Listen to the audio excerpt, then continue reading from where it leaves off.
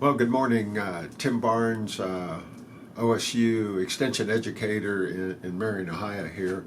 Uh, just wanted to talk a little bit about grain marketing and specifically thinking in terms of what make up the cash price. So often, everybody really wants to quote how well they've done selling the cash price, but sometimes we forget to forget that futures and basis make up the cash price.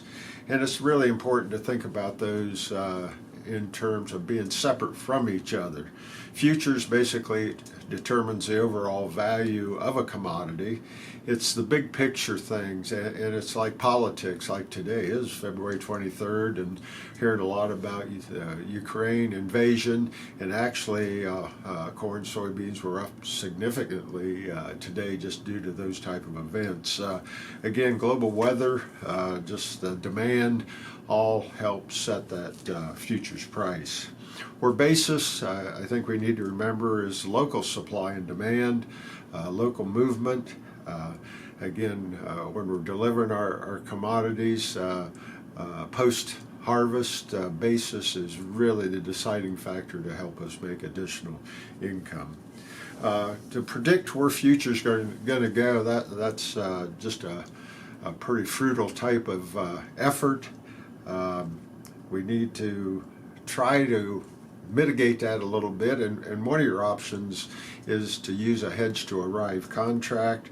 That's a forward contract where you lock in futures price, but there's no margin calls, which obviously is no fun for any of us, and where the basis is open, and when it improves to a level that you like, then you could set the basis.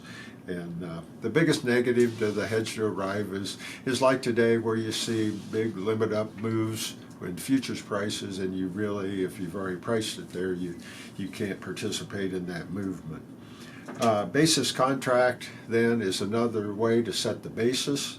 It also is a forward contract, and you can set the basis, and you probably want to do this in a situation where you think the futures are going to go up, but the basis is extremely favorable. You want to make sure you get a history of what the basis is in the markets that you're taking your commodities to. This helps you kind of establish the range that it's going to be in and what to expect and how to plan for it.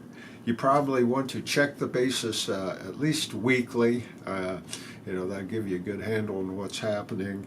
And then you could also want to follow the futures markets weekly to see what the old and new crop prices are. So just a little in these volatile times here, and again with the market so high, I know Chad, my son, and I, we talk about this a lot, for him, when to sell and which way we think the market's going to go. But number one, establish a plan. Reward yourself when prices are over your cost of production, and especially here post-harvest. So hopefully you have a good marketing season and get 2022 off to a good start.